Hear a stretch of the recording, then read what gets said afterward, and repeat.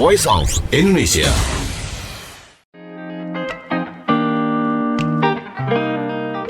Halo, perkenalkan nama saya Iftani Jayanti dari Jendela Ibu. Kami hadir dengan proyek sosial Rumah Tumbuh Kembang Disabilitas Duafa. Proyek sosial ini bertujuan untuk memberikan fasilitas kepada teman-teman penyandang difabel untuk menggapai kemandirian melalui optimalisasi kondisi fisik, intelektual, emosi, perilaku, dan juga program keahlian. Menjadi mandiri adalah hak semua anak bangsa, termasuk bagi para penyandang disabilitas. Semua berhak atas pendidikan, pekerjaan, dan akses pelayanan lainnya. Akan tetapi tantangan yang berbeda dihadapi oleh penyandang disabilitas. Ada setidaknya 80 penyandang disabilitas di wilayah Ciawi dengan berbagai kondisinya. Dari data tersebut, 65%-nya adalah laki-laki dan 35%-nya adalah perempuan. 9% dari data ini usia balita, 51% usia anak-anak, 16% usia remaja, 18% berada di usia dewasa, dan 41% belum memperoleh akses pendidikan baik formal maupun informal.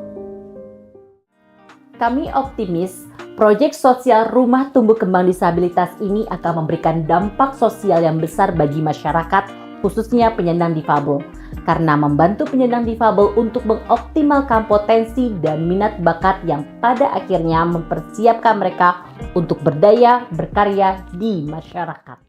Ya, mendengar Voice of Indonesia pagi ini emang harus bahagia ya. Sama seperti bahagianya Indah nih pagi hari ini yang akan berbincang-bincang dengan salah satu komunitas yang baik lagi nih, punya kebaikan untuk kita semua. Punya komunitas yang positif itu juga tentunya hal yang menyenangkan ya. Terlebih kalau komunitas tersebut bergeraknya untuk kegiatan sosial. Salah satunya nih yang akan berbincang dengan kita pagi hari ini adalah Jendela Ibu. Nah, untuk kenalan lebih lanjut dengan Jendela Ibu, kita sapa langsung kalian ya, langsung pendiri komunitas Jendela Ibu ada Mbak Iftani Jayanti. Pagi Mbak. Halo, selamat pagi. Iya, apa kabarnya nih Mbak? Aku panggilnya apa nih, Mbak Ifta? Boleh dipanggil Mbak Ifta aja. Oke, Mbak Ifta ya. Gimana kabarnya Mbak? Alhamdulillah baik, sehat, dan penuh semangat. Keren nih ya. Nah, Mbak, mungkin ini pendengarnya Voice of Indonesia, pemirsa juga belum pada tahu tentang komunitas Jendela Ibu ini. Itu sebenarnya apa sih Mbak? Boleh diceritakan sedikit tentang Jendela Ibu? Oke, jadi Jendela Ibu itu sebenarnya adalah awalnya itu bergerak dari sebuah gerakan sosial. Hingga hari ini Jendela Ibu ini sekarang menjadi sebuah yayasan sosial yang berfokus untuk menciptakan lingkungan inklusif. Karena kami ini berangkat dari sebagai orang tua yang juga memiliki anak difabel. Kepedulian kami, perhatian kami terhadap kerentanan anak-anak difabel inilah yang membuat kami akhirnya membuat sebuah gerakan. Karena kami ingin menyuarakan tentang kesetaraan akses untuk teman-teman difabel. Dan akhirnya menjadi sebuah yayasan. Jadi hari ini Jendela Ibu sudah menjadi sebuah lembaga sosial. Seperti itu. Mbak, nah untuk program-programnya dari Jendela Ibu sendiri ini awalnya dari keresahan, sekarang ini berkembang menjadi apa Mbak? Jadi hari ini karena kita melihat bahwa anak-anak difabel ini memiliki dua kerentanan yang tinggi. Yang pertama mereka adalah anak-anak dan yang kedua mereka adalah disabilitas. Dan kita melihat bahwa permasalahan yang dihadapi anak-anak dengan disabilitas itu selain menghadapi stigma negatif, kondisi keluarga dan keuangan, akses pelayanan kesehatannya masih minim, komunikasi pergaulan dan deteksi intervensi dini itu yang masih cukup tinggi biayanya. Jadi kami di sini Jendela Ibu ini berinisiatif untuk membangun sebuah rumah tumbuh kembang bagi difabel. Dan harapan kami di Rumah Tumbuh Kembang ini tuh kita bisa menghadirkan sebuah layanan kesehatan, menghadirkan ruang belajar bagi anak-anak difabel ini dengan biaya yang terjangkau, bahkan gratis buat teman-teman difabel dari keluarga miskin. Dan hari ini kita sudah ada sekitar 50 anak yang bergabung di Jendela Ibu, aktif dalam kegiatan kami di Rumah Tumbuh Kembang Jendela Ibu. Oke, Mbak, ini menarik ya karena ada layanan kesehatan, lalu juga rumah tumbuh kembang. Pastinya ini kan butuh banyak yang berperan nih ya di sini. Ya, Nah ini bagaimana nih betul. untuk menemukan rekan-rekannya nih para aktor-aktor yang ada di balik jendela ibu ini untuk bisa sama-sama bergabung dan membina di sana? Jadi kuncinya itu adalah sebuah kolaborasi. Nah, karena kami tahu bahwa kami ini juga bukan Superman dan membutuhkan biaya yang sangat besar sekali gitu untuk melakukan sebuah gerakan sosial ini, maka kuncinya adalah kami melakukan kolaborasi. Layanan kesehatan kami berkolaborasi dengan Ikatan Fisioterapi Indonesia Kabupaten Bogor. Jadi kami bekerja sama untuk mengadakan bakti sosial yang rutin dilakukan setiap 1 bulan sekali, yaitu kegiatan fisioterapi. Sebelumnya kami juga mengadakan konsultasi dulu nih, konsultasi gratis buat anak-anak. Itu kami berkolaborasi juga dengan dokter, dengan ahli-ahlinya yang lainnya juga. Terus juga untuk kegiatan belajar ini kami pun berkolaborasi lagi dengan para volunteer, relawan, juga sama teman-teman para pengusaha ekonomi kreatif. Karena salah satu program di Rumah Tumbuh Kembang Jendela Ibu itu kita juga ada kelas produktif. Kelas produktif ini kita menghadirkan mentor-mentor, fasilitator yang bisa membantu untuk mendampingi, memberikan pelatihan kepada anak-anak difabel ini yang dilakukan oleh ekspertisnya. Jadi kita merekrut teman-teman pengusaha ekonomi kreatif Kabupaten Bogor untuk ikut terlibat di dalamnya. Nah Seperti itu. untuk penerima manfaatnya sendiri Mbak tadi sudah ada 50-an ya. Iya, betul, 50-an anak.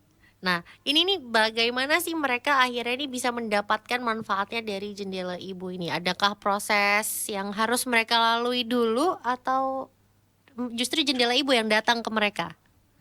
Jadi awalnya itu kami ini pertama kali Jendela Ibu berangkat membuat sebuah gerakan itu kita tuh membantu salah satu orang teman dekat kami sendiri gitu. Jadi awalnya memang kita inisiatif, yuk kita sambil dukung nih, kayaknya ada teman kita yang membutuhkan dukungan spirit supaya biar tetap semangat membawa anaknya untuk terapi kayak gitu.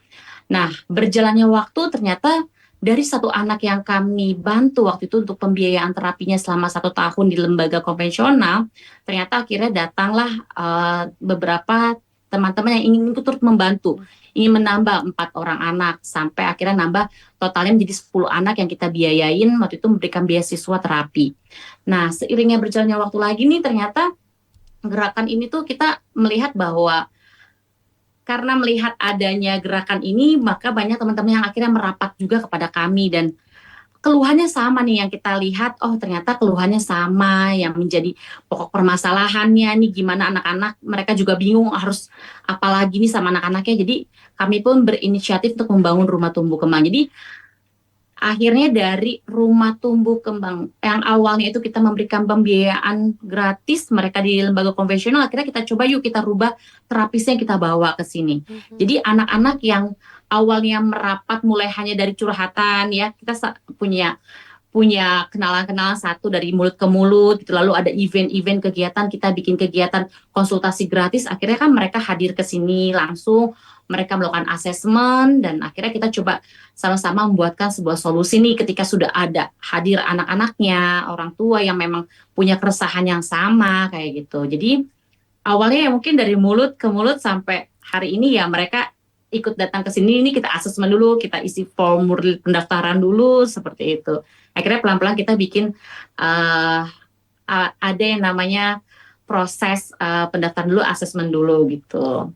Oke, Mbak Ifta nih, kalau bicara tentang ini ya, komunitas ini tentunya juga bukan selain anak-anaknya dan juga problem-problemnya ini orang tuanya juga biasanya kan punya keluhan-keluhannya tersendiri, suka burn out Betul. gitu. Nah dari jendela ibu sendiri ada nggak memfasilitasi untuk para orang tua ini nih supaya tetap semangat lagi? Iya, itu betul sekali. Jadi ketika kita ngomongin difabel, anak-anak, jadi nggak jauh-jauh lagi daripada fondasi utama itu adalah ibunya gitu. Jadi nggak sedikit kami menemui orang tua yang hampir frustasi, terus juga nemuin orang tua yang akhirnya tidak kuat dengan kondisi ini yang berpisah. Itu kita nemuin beberapa orang tua yang akhirnya memilih untuk berpisah. Jadi kita ngeliat complicated banget gitu masalahnya ini, dan akhirnya ya selain memang pendekatan dari kitanya juga dan kita membuat sebuah kelas-kelas produktif untuk orang tua, ini sebenarnya sebagian dari regulasi emosi juga nih. Maka kita pun mengadakan art terapi yang sebenarnya bukan cuma untuk anak, tapi kita bikin kelas menyulam. kelas merajut, kelas memasak, baking itu tuh bagian dari advokasi kita kepada orang tua secara perlahan gitu. Selain memang kita juga memberikan ruang khusus untuk orang tua untuk kita berbagi, bercerita, untuk berbagi semangat. Tapi kita lebih pengen mengarahkan juga nih supaya energinya ini biar lebih positif, yang nggak cuman berakhir di sebuah ruang diskusi curhat-curhatan. Yaudah kita bikin kelas produktif aja, kita bikin kelas baking, yuk kita sambil latih lagi, kita bikin tambah lagi keterampilan apa sih yang bisa kita kembangin.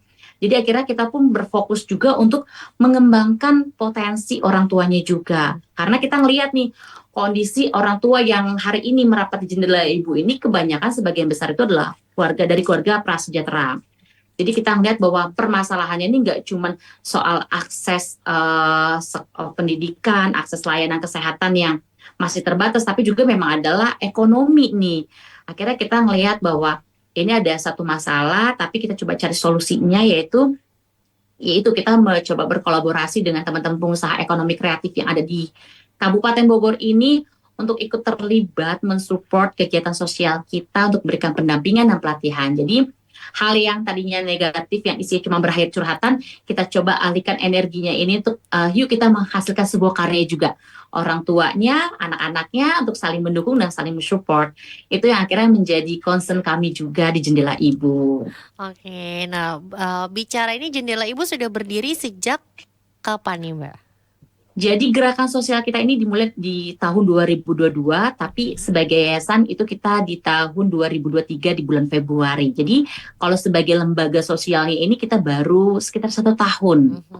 Nah dalam perjalanan sepanjangnya kurang lebih dua tahun inilah ya, dari pertama kali ada sampai menjadi lembaga, ini sudah ada prestasinya kah yang dihasilkan? Jadi untuk hari ini kita sudah masuk ke dalam 100 besar dalam kompetisi Sociopreneur Pertamina Foundation PF Muda. Terus kita juga masuk 6 besar kategori UMKM berdampak melalui program Dumping Award. Itu kita masuk 6 besar. Jadi kami juga memang tadi dari kelas produktif itu kita punya concern terhadap UMKM-nya juga gitu. Jadi kita punya namanya warung disabilitas, yang dimana itu kita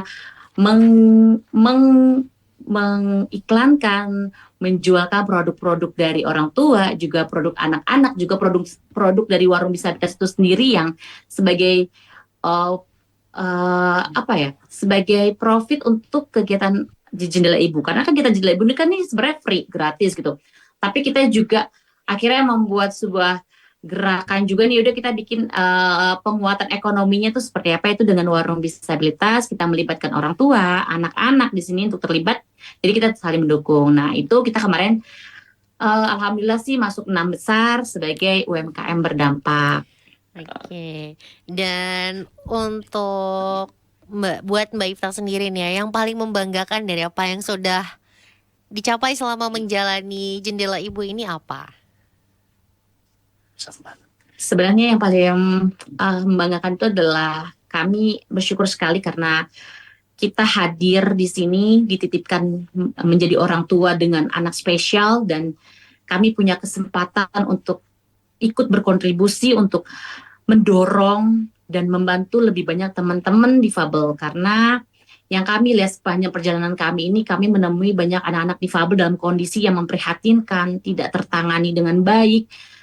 Dan kita tidak hanya berhenti sampai di mengeluh ataupun berdiam sendiri gitu, tapi kita mencoba untuk melakukan sebuah gerakan, kita melakukan sebuah campaign, dan itu hal yang membuat saya cukup kita bisa memaknai hidup lebih dari sekedar menjadi seorang manusia gitu, tapi kita gimana cara untuk bisa lebih bermanfaat gitu. Dan ini Mbak Ifta juga nih ada untuk kedepannya nih, pastinya Jendela Ibu juga punya banyak mimpi besarnya. Iya. Apa impian Mbak Ifta nih untuk Jendela Ibu kedepannya nanti? Impian terbesar kami itu adalah kita bisa mendirikan sebuah sekolah. Rumah tumbuh kembang Jendela Ibu itu adalah seperti fondasi awal yang kita bangun, karena impian besar kita adalah adanya sekolah yang bisa melibatkan teman-teman difabel, membuat sebuah ekosistem inklusi. Kita membangun unit usaha dari Rumah Tumbuh Kembang ini juga karena kita melihat nanti anak-anak ini setelah kita punya visi untuk anak-anak ini bisa mandiri dan berdaya. Dan mereka juga nggak bingung setelah lulus dari RTKJE ini mau kemana. Kita pengen ngebangun sebuah ekosistem inklusi di sana. Ada sekolahnya, ada tempat mereka untuk bisa berkaryanya, tempat mereka untuk bisa mengeksplorasi diri mereka, dan harapan kami teman-teman difabel ini bisa menjadi sejahtera itu. Oke, Mbak Ifta, untuk mungkin nih ada teman-teman pendengar Voice of Indonesia yang tertarik dengan kegiatannya Jendela Ibu ini, apakah diperbolehkan juga untuk masyarakat umum? Iya, kami sangat terbuka lebar sekali dan menyambut hangat buat teman-teman dimanapun berada yang ingin ikut bersuara, ingin ikut berkontribusi dalam kegiatan sosial kita di Jendela Ibu. Boleh banget, kita sangat menyambut hangat sekali untuk yang berkolaborasi dengan Jendela Ibu. Ya, berarti bisa ini nih Mbak, bisa cek di manakah untuk bisa mengkontak Jendela Ibu? Bisa hubungi kami di nomor kontak kami yang ada di Instagram. Jadi di situ kita sudah ada nomor adminnya. Jadi nanti bisa hubungi kami langsung. Bisa juga DM langsung Instagram kita di @jendelaibu. Oke, jadi bisa untuk informasi tentang Jendela Ibu sendiri bisa langsung dicek di Instagram ya, di @jendelaibu. Iya. Oke, Mbak Ifta, terima kasih banyak untuk waktunya pagi hari ini. Senang banget ngobrol-ngobrolnya, sangat menginspirasi. Dan pastinya juga nih untuk pendengar Voice of Indonesia yang mau tahu juga lebih lanjut lagi tentang kegiatan Jendela Ibu, bisa tadi langsung ya ke Instagramnya @jendelaibu. Sekali lagi Mbak Ifta, terima kasih banyak untuk waktunya pagi hari ini.